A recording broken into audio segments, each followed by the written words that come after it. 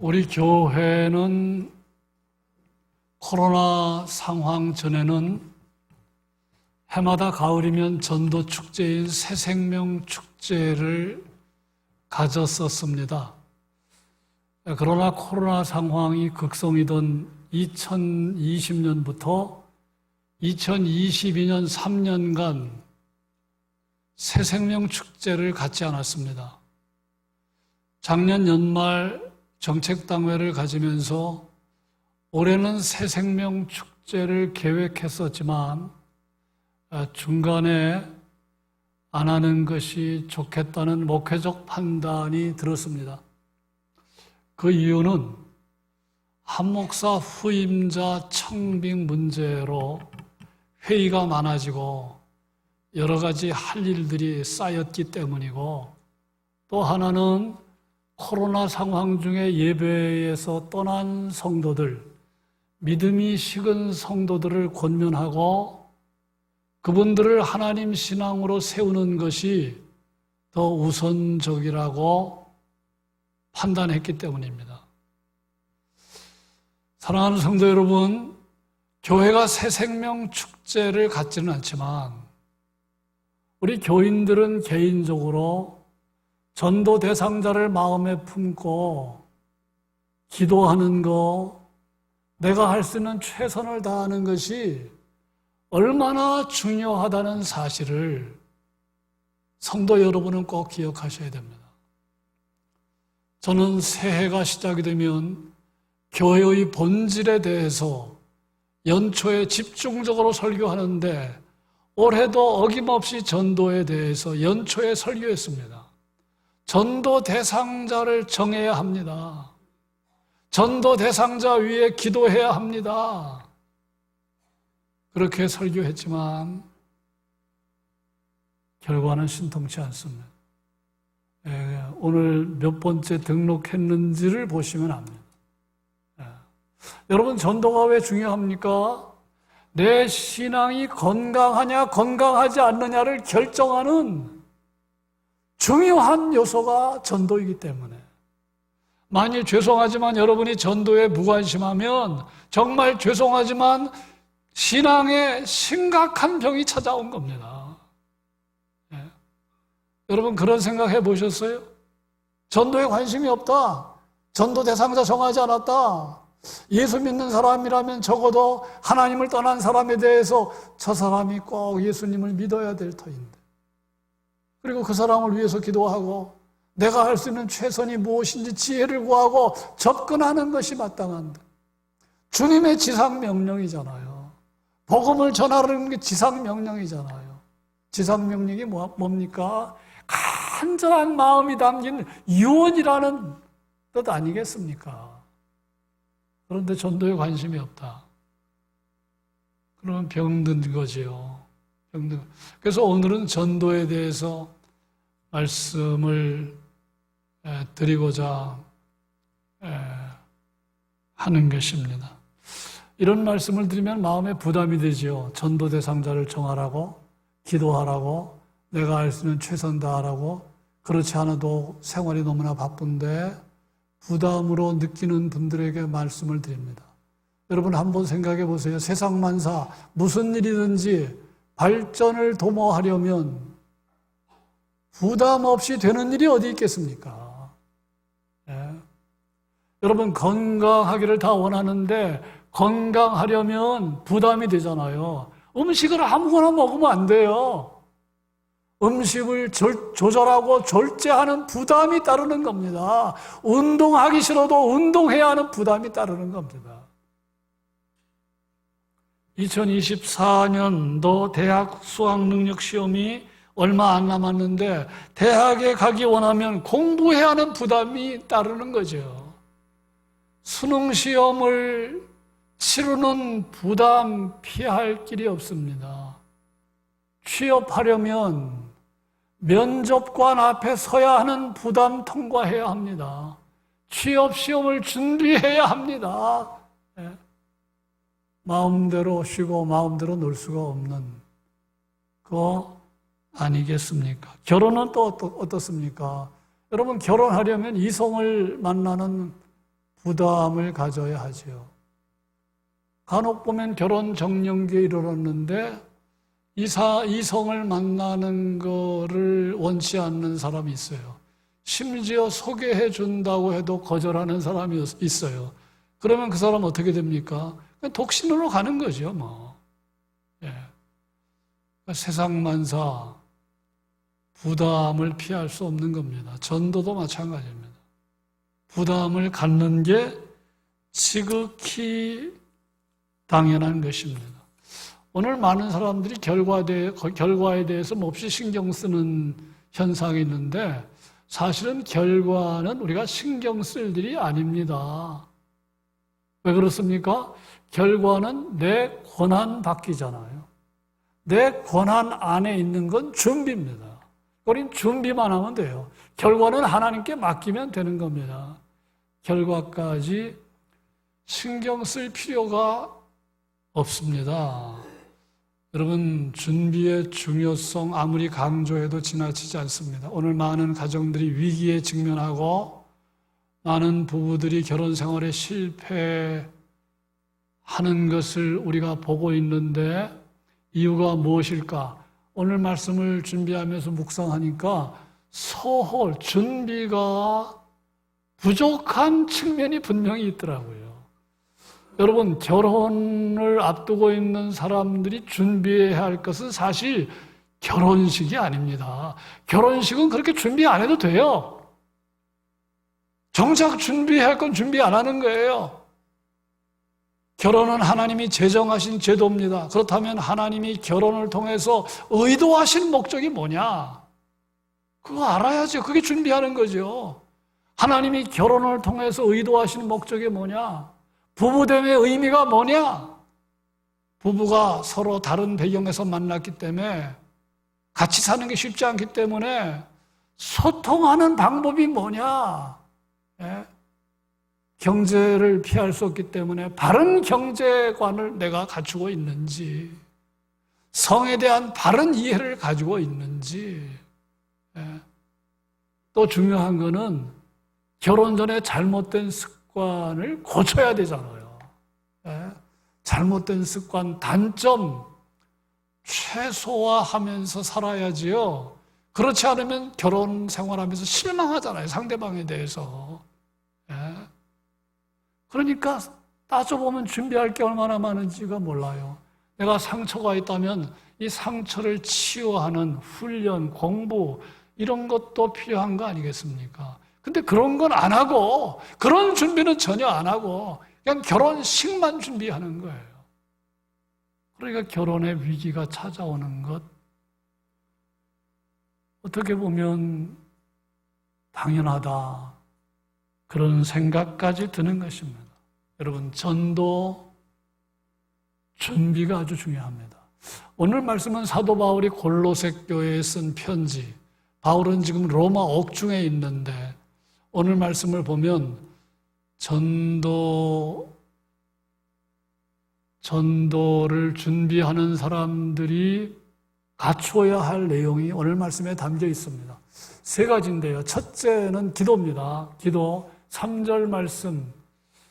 또한 우리를 위하여 기도하되 하나님이 전도할 문을 우리에게 열어주사 그리스도의 비밀을 말하게 하시기를 구하노라.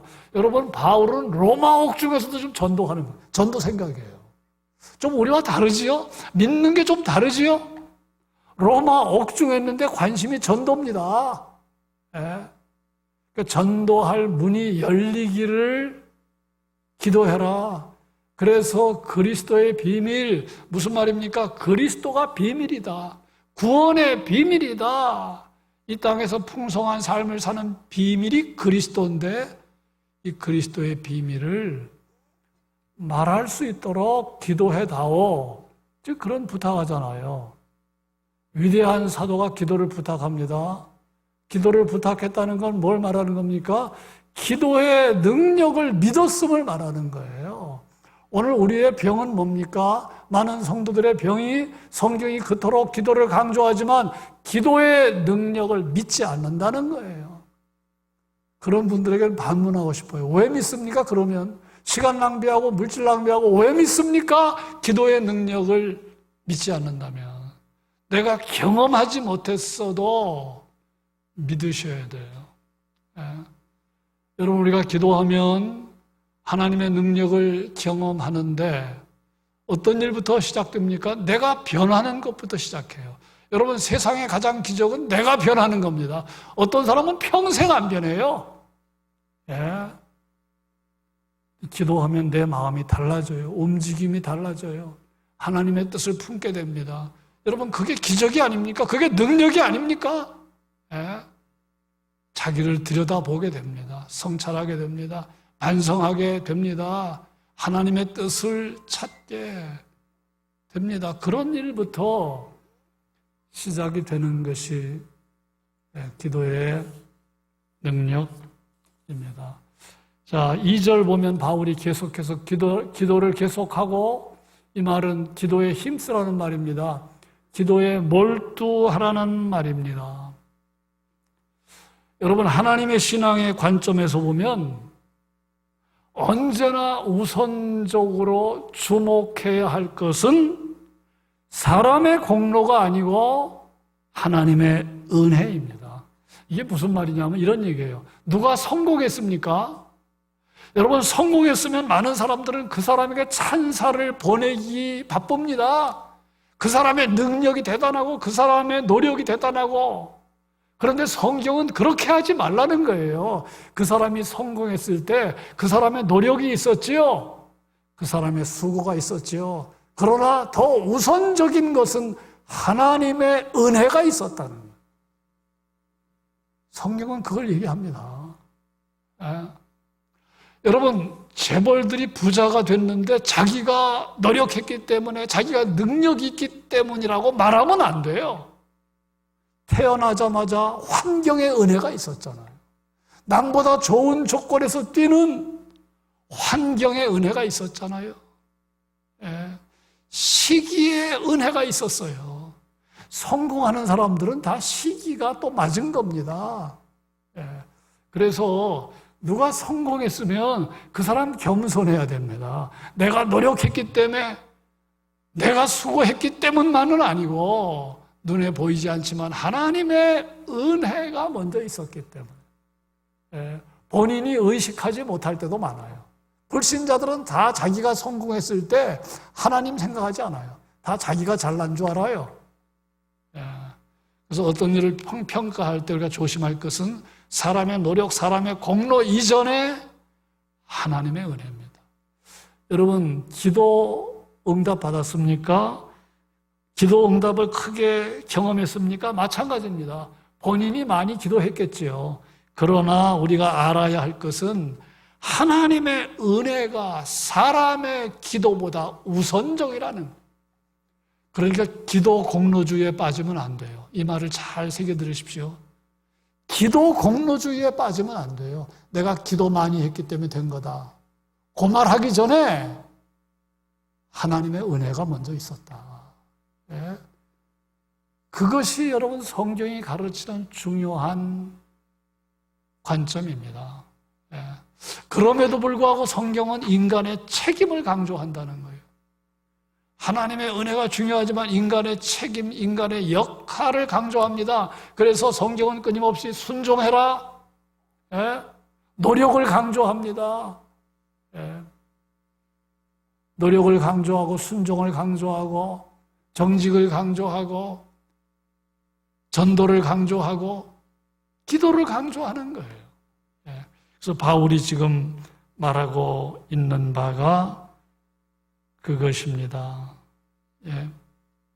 오늘 말씀 가운데 그 내용이 기도에 힘쓰라. 예. 그 바울은 하나님의 은혜가 먼저라는 걸 알고 있었지만 기도에 몰두하는 것이 중요하다는 것을 지금 말하고 있어요. 이제 묻습니다. 여러분은 기도에 힘씁니까? 기도에 몰두하십니까? 다시 묻습니다. 기도 시간이 얼마나 됩니까? 여러분, 도전 받으셔야 돼요. 예. 기도는 유익한 겁니다. 정말로 유익해요. 예. 우리가 제대로 기도하면 내 인생이 풍성해지지 말라고 해도 풍성해집니다. 기도가 멀어진다? 그건 큰 위기라는 걸 바울이 알았기 때문에 기도를 계속해라. 그렇게 말하고 있는 것입니다. 이 말은 물론 자리에 앉아서만 기도하라는 거 아니에요.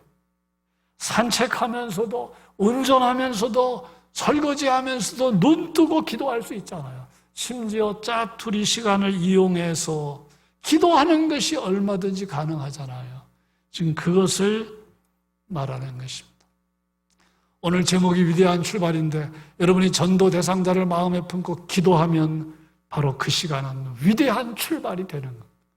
어마어마한 결과는 여러분 상상해 보시기를 바랍니다. 여러분 그런 생각해 보셨어요? 누군가를 마음에 품고 기도하는 것은 위대한 출발입니다. 하나님은 여러 가지 방법으로 역사하시지만 두 가지만 소개하면, 첫째, 하나님이 강권적으로 친히 전도 대상자를 뒤흔드는 거예요. 여러분 얼마나 황홀한 얘기입니까? 내가 누군가를 위해서 기도하면 하나님이 하시는 방법 가운데 하나인데, 하나님이 친히, 내가 그 사람 만나지도 않았어요. 내가 그 사람 만날 수 없어요. 그런데 하나님이 친히 개입하셔서 그 사람을 뒤흔들어 그 사람을 새로운 사람으로 하나님 앞으로 이끄는 것입니다. 우리가 아시는 대로 여러분 사도 바울은 정말 기독교가 나온 가장 위대한 인물은 사도 바울이라고 할 수 있어요. 그런데 이 바울이 어떤 사람입니까? 옛날 이름은 사울입니다. 사울은 어떤 사람입니까? 예수 믿는 사람들을 지독하게 증오했던 사람, 지독하게 핍박하고 박해했던 사람이 사울 아닙니까? 그런 인물입니다. 그런데 사울이 변화된 거예요. 극적인 회심을 한 겁니다.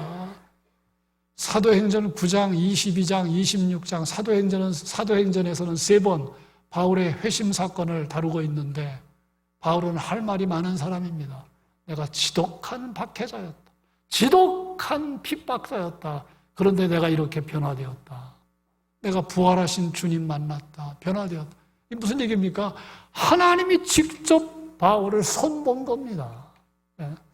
그런데 성경에 안 나와 있지만 여러분 얼마든지 합리적인 추측이 가능한 게 뭐냐 하면 예루살렘 교회를 이 사울이 몹시 힘들게 했거든요. 그래서 예루살렘 교회가 뒤집어지고 흩어지고 막 난리 났습니다. 그렇다면 예루살렘 교회 교인들이 사울을 위해서 기도했겠어요? 안 했겠어요? 그럼 물어보나 마나지. 성경에 안 나오지만 틀림없이 기도했을 겁니다. 왜냐하면 복음의 가장 큰 장애인이 사울이잖아요. 당연히 기도했을 겁니다. 그러니까 사울이 뒤집어진 거는 하나님의 주권, 하나님의 은혜가 우선적이지만 예루살렘 교회가 기도한 기도의 열매라고 말해도 틀리지 않다는 기도의 중요성. 기도하면 하나님이 그 사람은 직접적으로 만지신다. 놀랍게 변화시킨다. 그런 방법이 있을 수 있다는. 두 번째는 나를 변화시키는 거죠. 그 사람 변화시키기 전에 나를 변화시키는 겁니다. 그래서 내가 누군가를 위해서 기도하면 그 사람 얼굴이 떠올라요. 그래서 그 사람에게 관심을 갖게 되고 그 사람 사랑하게 되고 그 사람에게 한 걸음 다가가게 되고 그런 과정을 통해서 그 사람이 변화되는 거예요. 기도가 위대한 겁니다. 기도하면 내가 누군가를 위해서 기도하면 그 사람 얼굴이 자꾸 떠오르잖아요. 그런 그 사람에 대해서 관심을 갖게 되죠. 하나님께 기도하게 되죠. 하나님 나에게 지혜를 주셔야 됩니다. 내가 어떻게 저 사람에게 접근해야 되죠? 하나님께 지혜도 구하게 되고 그래서 결국은 그런 과정을 통해서 전도가 되는 것입니다. 바울은 또 이렇게 말합니다. 2절을 계속 보시면 기도에 감사함으로 깨어있으라. 이 말은 감사하라는 말은 응답을 확신하라는 거죠. 내가 저 사람을 위해서 기도할 때 하나님의 능력이 나타날 거다. 그럼 감사하잖아요. 감사함으로 기도하는 겁니다. 깨어있으라는 말은 기도가 영적 전쟁임을 알고 기도에 게으르지 말라는 거예요. 여러분, 누군가를 구원하는 거, 하나님 앞에 돌아오는 거, 악한 영이 얼마나 방해하겠습니까? 예. 간단히 돌아오는 게 아닙니다. 그래서 우리는 기도를 게을리 하지 마셔야 돼요. 기도를 게을리 하면 결국은 전도 대상자와 멀어지는 겁니다. 예? 그러면 중요한 것 놓치게 되는 것입니다. 자, 첫 번째, 기도는 위대한 출발입니다. 두 번째, 불신자와 좋은 관계를 맺는 거 위대한 출발입니다. 자, 오늘 말씀 5절 같이 읽겠습니다. 외인에 대해서는 지혜로 행하여 세월을 아끼라. 여기서 외인은 불신자입니다. 여기서 외인은 이방인입니다. 전도 대상자라고 말할 수 있어요. 지금 바울이 말합니다. 불신자와 관계를 맺을 때 지혜로 행하라는 말은 좋은 관계 맺으라는 거예요. 세월을 아끼라는 말의 원어는 기회로 알고 선용해라. 누군가를 만나면 찬스로 알라는 말이에요. 여러분 그런 생각해 봤어요? 예? 여러분 정말 탁월한 CEO는요, 회사 직원을 만나면 어떤 사람을 만나는 순간 찬스로 생각합니다. 예? 찬스로 생각해요. 기회로 생각해요. 이거 굉장히 의미가 깊잖아요. 여러분, 나와 만나는 사람이 앞으로 어떻게 될지, 어떤 축복된 인생이 될지 누가 압니까? 예? 그러니까 사람을 만날 때 그 사람의 미래를 내다보면서 찬스로 여겨서 좋은 관계를 맺으라는 거예요. 지금의 점수가 앞으로의 점수 아니에요. 예? 불신자와 좋은 관계 맺으라. 오래전에 우리 교회 이봉수 장로님이 저에게 문자를 보냈는데 그 문자의 내용 가운데 이런 내용이 있습니다.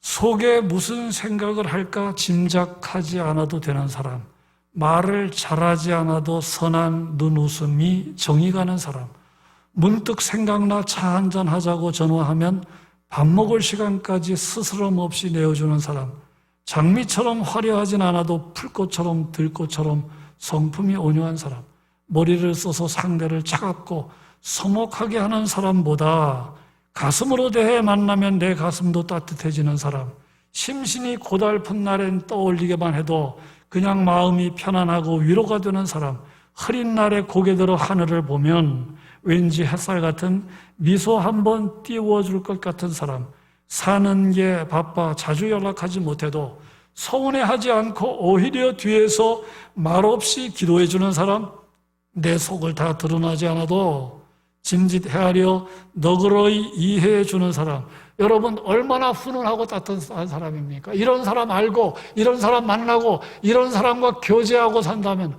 얼마나 인생이 좋겠어요. 예. 자, 이게 무슨 얘기입니까? 사람이라고 다 같은 사람이 아니라는 거예요. 예. 그렇잖아요. 어떤 사람은 정말로 괜찮은 사람 있잖아요. 어떤 사람은 좀 가까이 하기에 좀 그런 사람도 있잖아요. 나는 어떤 경우입니까? 예? 분명한 것은 지금보다 더 매력적인 사람이 되어야 하지 않겠습니까? 지금보다 더 괜찮은 사람이 되어야 하지 않겠습니까? 그런데 많은 사람들이 이런 욕심이 없다는 거예요. 다른 것만 욕심이 있고, 예? 하나님 지금보다 더 매력적인 사람 되게 해주십시오. 더 인품이 출중한 사람 되게 해주십시오. 이런 욕심이 없어요. 예? 여러분, 내가 이런 사람 된다면, 예? 다른 사람과 좋은 관계를 맺지 않겠습니까? 다른 사람이 나와 관계를 맺는 걸 복이라고 여기지 않겠습니까? 예? 여러분, 그때 우리가 전도의 열매를 기대할 수 있지 않겠습니까? 전도 대상자를 정했는데 그 사람과 관계가 안 좋다. 예? 뭘 기대할 수가 있겠어요? 예. 그래서 전도 대상자와 좋은 관계를 맺는 건 위대한 출발입니다. 예? 어떤 결과가 일어날까요? 그건 상상에 맡깁니다. 예? 여러분, 안드레가 예수님을 만났어요. 예수님이 메시아라는 걸 알았어요. 어디로 뛰어갑니까? 자기의 형한테 뛰어갑니다. 시몬에게 뛰어갑니다. 내가 메시아 만났다. 그 시몬을 예수님께로 이끌었어요. 그 시몬이 누굽니까? 나중에 기독교의 바울과 함께 기독교 역사의 쌍벽을 이룬 베드로 아닙니까? 예? 형제라고 다 관계가 좋아요? 다 관계가 좋은 게 아니잖아. 그런데 안드레는 형 시몬과 관계가 좋았어요. 관계가 좋았기 때문에 동생 안드레의 말을 듣고 시몬이 예수님께 나아갔고, 시몬은 나중에 베드로가 되었고, 기독교 역사에 큰 인물로 우뚝 서게 된 것입니다. 그래서 기도하세요. 하나님 다른 사람과 좋은 관계를 맺고 살게 해주시고, 특별히 전도 대상자와 좋은 관계를 맺게 해달라고 기도하시기 바랍니다. 세 번째 마지막입니다. 말을 은혜롭게 하는 것입니다. 6절 같이 읽습니다. 6절 너희 말을 항상 은혜 가운데서 소금으로 맛을 냄같이 하라. 여러분 소금이 맛을 내잖아요. 소금이 맛을 내는 것처럼 우리의 말에도 맛이 있어야 된다. 좀 맛을 내는 말을 해라. 그 이야기입니다. 여러분 말이 중요하잖아요. 전도 대상자와 말을 주고받을 거 아닙니까? 예. 그래서 기도할 내용이 얼마나 많은지 몰라요. 하나님, 오늘도 하루가 시작되면, 자고 깨면 우리가 하루가 시작되면서 수많은 사람을 만날 터인데, 하나님 말에 덕이 있게 하시고, 하나님 말이 복의 통로가 되게 하시고, 하나님 말에 온화함이 있게 하시고, 따뜻함이 있게 하시고, 예. 지금 바울이 그걸 부탁하는 겁니다. 소금이 맛을 내는 것 같이 좀 말에 맛이 나도록 해라. 그런 권면이지요. 여러 해 전에 제가 사는 사택에 보일러를 바꿨는데 그 소장이 왔어요. 젊은 소장인데 기술자입니다. 사람을 한 사람 데리고 와서 같이 일을 하는데 제가 그날 그 일을 하는 걸 보면서 이야 정말 기가 막힌 콤비다. 정말로 환상적이다. 제가 감동까지 받았어요. 그 도우미 역할을 하는 분은 소장보다 나이가 어립니다. 그런데 소장이 망치 준비하세요. 줄을 준비하세요. 그러면 뭐라고 대답을 하느냐면 예, 준비되었습니다. 예, 여기 있습니다. 이걸 반복적으로 하니까 제 귀에 들려오는 거예요. 예?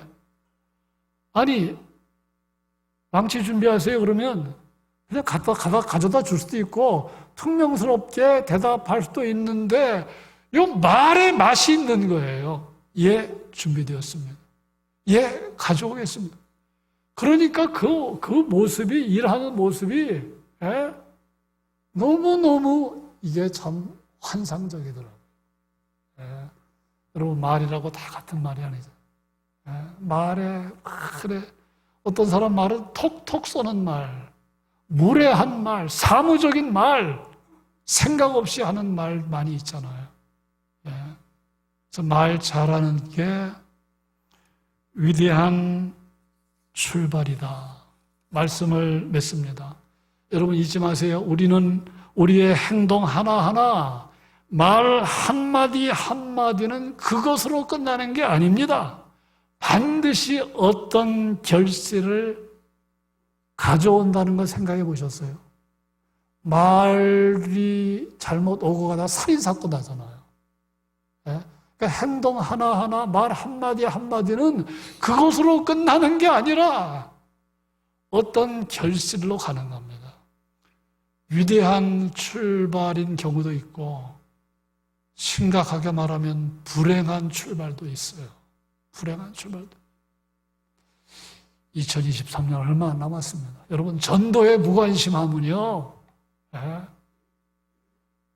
신앙에 큰 병이 된 겁니다.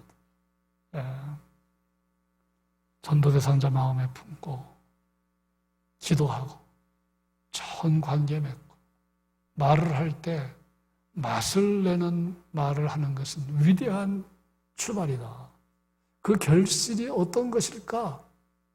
상상해 보면서 우리 2023년 이제 3개월도 채 안 남았는데 마지막 믿음의 경주를 잘해나가는 우리 모두 되시기를 주님의 이름으로 축원합니다.